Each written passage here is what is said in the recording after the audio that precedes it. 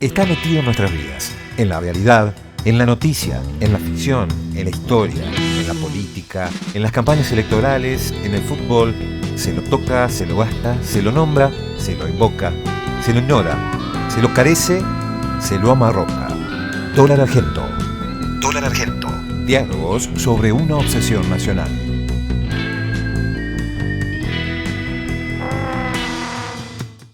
Noemí Brenta es doctora en Economía, premio Facultad Medalla de Oro por la Universidad de Buenos Aires, la UBA, subdirectora del Centro de Investigaciones de Historia Económica Social y de Relaciones Internacionales y docente de estas materias en dicha universidad y en otras nacionales y extranjeras, coordinadora académica e investigadora del Instituto de Estudios Históricos, Económicos, Sociales e Internacionales del CONICET UBA, directora y codirectora de varios proyectos de investigación en instituciones como la UBA o la Universidad Tecnológica Nacional, Facultad Regional de General Pacheco. Además, ha escrito innumerables artículos para revistas especializadas argentinas y extranjeras y publicado varios libros, entre ellos Historia de las relaciones entre Argentina y el FMI y las grandes crisis del capitalismo contemporáneo, en coautoría con Mario Rapoport.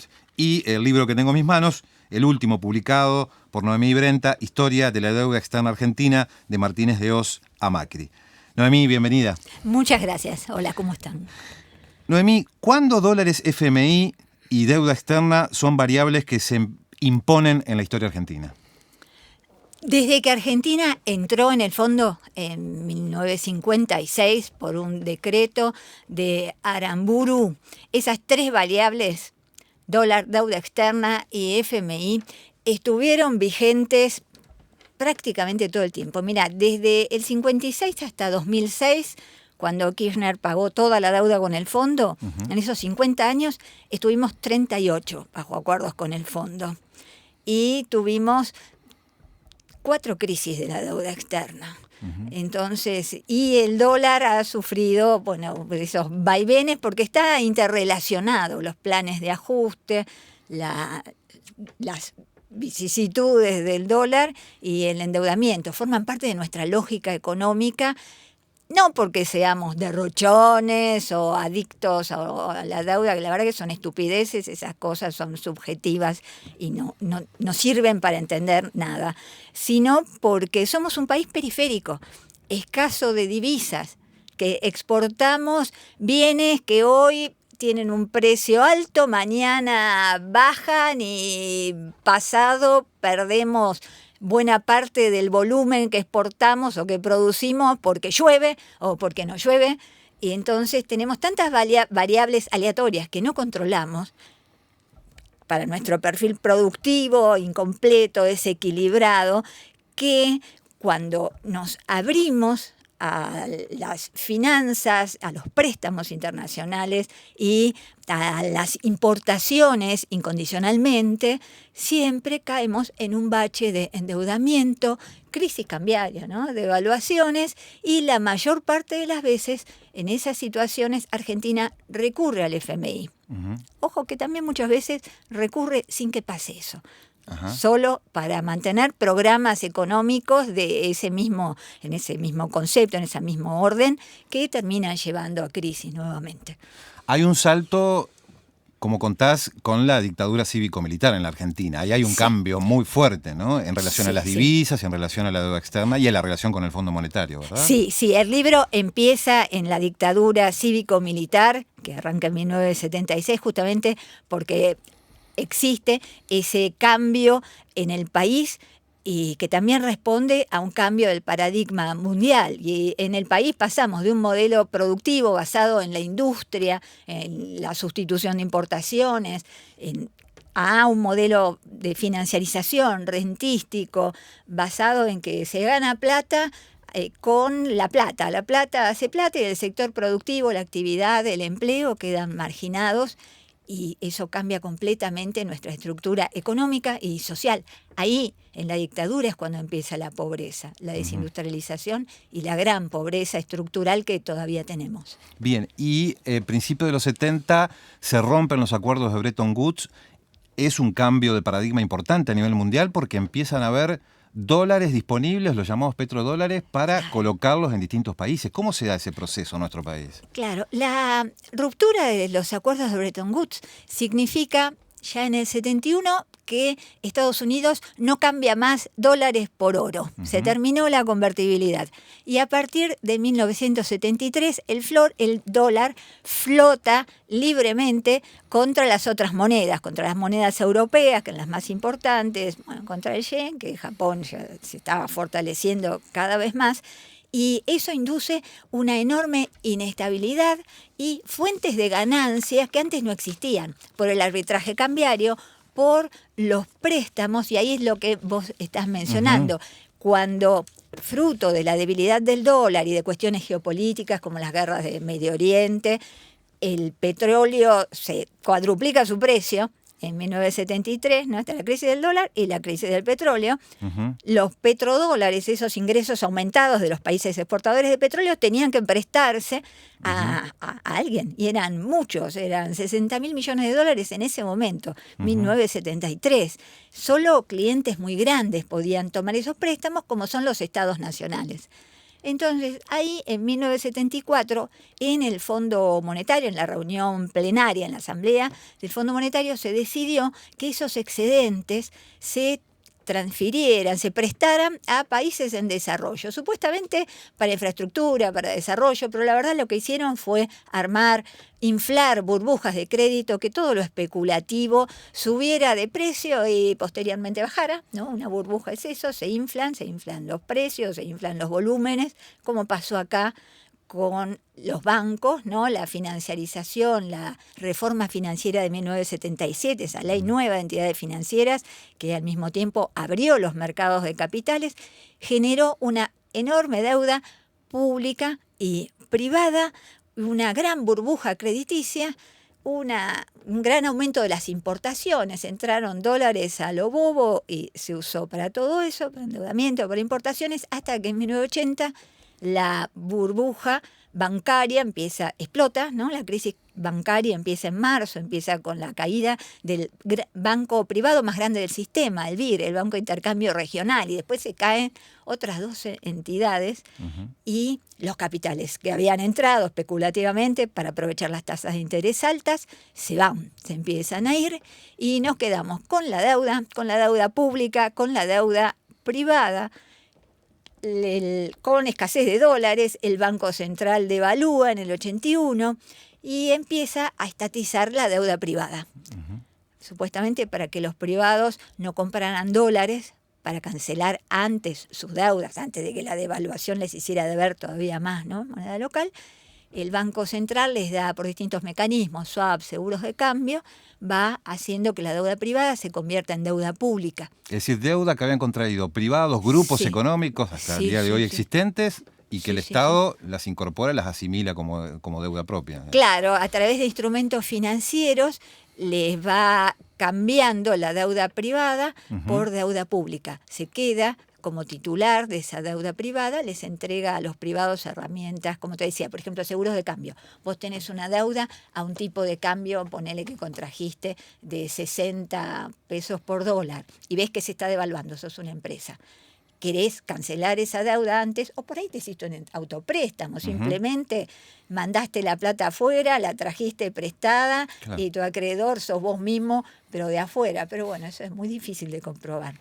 Entonces, antes de que el dólar se devalúe, antes de que pase a 70, decís, compro dólares y cancelo esa deuda. Y el Estado te dice, no señor, mire, no la cancele, renegocie para dentro de tantos años. Ese es un mecanismo. Yo le aseguro que usted va a pagar 60 el dólar y me hago cargo yo, Estado, de la diferencia entre lo que esté el dólar cuando le toque cancelar la deuda, con el vencimiento, y lo que está ahora. Por ejemplo, eso es un mecanismo. Otro mecanismo es que yo, Estado, me hago cargo de la deuda frente al acreedor, usted me cede la deuda y de esa manera, bueno, hubo, como te digo, hasta 1988 esos mecanismos fueron escalonados, fueron estirados y rigieron hasta 1988. Entonces, a 1983, a diciembre de 1983, cuando viene la democracia, se va la dictadura, nos dejó una deuda multiplicada por 5, 45.000 millones de dólares. Exportábamos 10, 12.000 millones de dólares. Imagínate el enorme esfuerzo. Imposible, además con perfiles muy corta de perfiles, intereses muy altas. contraída con bancos privados muy grandes, préstamos sindicados, o sea, organizados por una entidad que dirigía el proceso, que juntaba varios bancos que ponían sus fondos prestables para hacer, por ejemplo, un gran préstamo a la Argentina. Argentina, en 1983, cuando se va la dictadura, eso incluso es título de una cápita en el libro, es el tercer país más endeudado del mundo. El tercer país más endeudado del mundo. Vos hacés igual una definición algo más conceptual con respecto a lo que es deuda externa como definición, como concepto. Sí.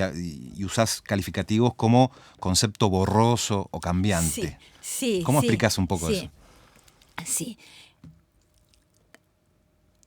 La deuda externa, hay que preguntar cuando te dicen, la deuda es tanto. En general, los medios o la gente te suele decir, la deuda es tanto, qué barbaridad. Entonces le preguntas, ¿qué deuda? Y empieza a trastabillar, porque la verdad que es borroso el concepto. La deuda externa tiene, por un lado, la deuda externa por el concepto de residencia.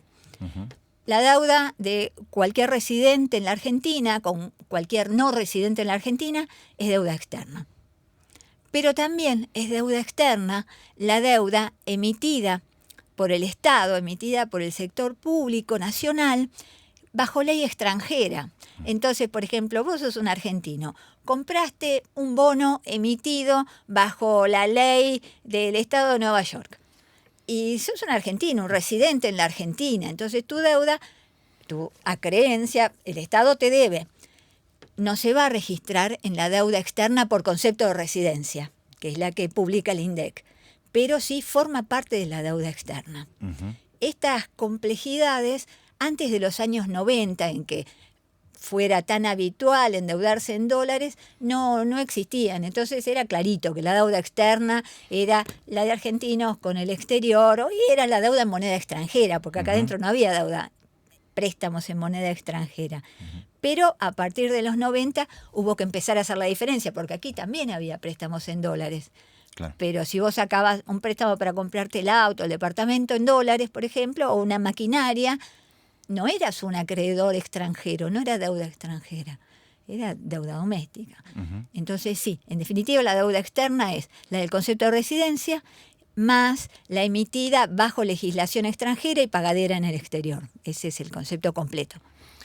El endeudamiento externo entre 1976 y 1983 sirvió para solventar negocios privados. Esta afirmación, se desprende del fallo del juez Jorge Ballestero del año 2000, en la causa conocida con el nombre de su impulsor Alejandro Olmos, en la que se investigó el proceso de endeudamiento del país precisamente en este periodo que vos hablabas de la última dictadura cívico-militar. El proceso de endeudamiento en la dictadura, ¿hasta qué punto fue parte del mismo plan genocida y todos los mecanismos que se pusieron en marcha para endeudar al país durante ese periodo? Y tiene muchos contactos, y no hubiera sido posible cambiar el modelo económico con esa radicalidad. El endeudamiento es fruto del modelo económico, fruto del modelo neoliberal, que ya ahora, pasados 45 años de modelos neoliberales en el mundo, en América Latina empezamos, Chile, Argentina como cobayos, ya sabemos que no funciona. El modelo neoliberal lleva el sobreendeudamiento. El terrorismo de Estado fue necesario para bajar los ingresos de los sectores asalariados, La dictadura en 1976 liberó precios y congeló salarios. Así bajó 20 puntos del ingreso, y así fue, como decía, que empezó la pobreza estructural, que se escondió, no el desempleo, porque ellos cuidaron de no generar mucho desempleo, pero sí la pobreza. Por otra parte, también el modelo económico de financiarización, de desindustrialización, de destrucción de la industria nacional, porque eso formaba parte de su diagnóstico. El movimiento obrero era poderoso, era contestatario, las industrias tienen mucha gente junta que además tiene que tener un cierto nivel de calificación para el trabajo. Entonces, la desindustrialización fue también una herramienta del terrorismo de Estado para desmantelar esa estructura social que les molestaba, para cambiar el paradigma. Ellos lo que quisieron fue borrar el peronismo. El proceso de reorganización nacional quiso volver al preperonismo, lo que era la Argentina antes de los años 40. Por otra parte, eso era el proceso de financiarización facultado por las reformas y por el hundimiento de la industria, también facilitó el endeudamiento del sector privado del que hablábamos antes y el endeudamiento del sector público, que no solo se endeudó a través del Tesoro, sino también a través de 15 empresas públicas, de todas, y algunas las vació, como YPF, que además le impuso otras condiciones, como vender más barato que el costo a las empresas competidoras, privatizaciones periféricas. Entonces, todo eso contribuyó a la deuda. ¿Qué necesitaba el sector público? Tener dólares para soportar el tipo de cambio atrasado, el que llevó la tablita cambiaria en 79-80. Y otras razones también del endeudamiento público fue el enorme déficit fiscal impulsado en la mayor medida por el gran gasto militar. Por el gasto militar, por el casi enfrentamiento con Chile, ¿no? En el que hubo movilización de tropas, que estuvimos a un tris de ir a una guerra con este país hermano, por la guerra de Malvinas, que también significó un gasto militar enorme, por toda la represión de todos esos años y porque los militares además manejaban muchas cosas, entonces también se hicieron el presupuesto favorable a ellos mismos y también por la ayuda prestada a otros regímenes, ¿no? En el marco del Plan Cóndor, a los contras de Nicaragua, que eso está muy estudiado, el apoyo dado por la dictadura a esos regímenes de derecha. O sea, fue un plan de cambio profundo del país y el endeudamiento tuvo un rol fundamental en que pudiera llevarse a cabo. ¿Dónde tuvo éxito el FMI si es que lo tuvo en algún lugar?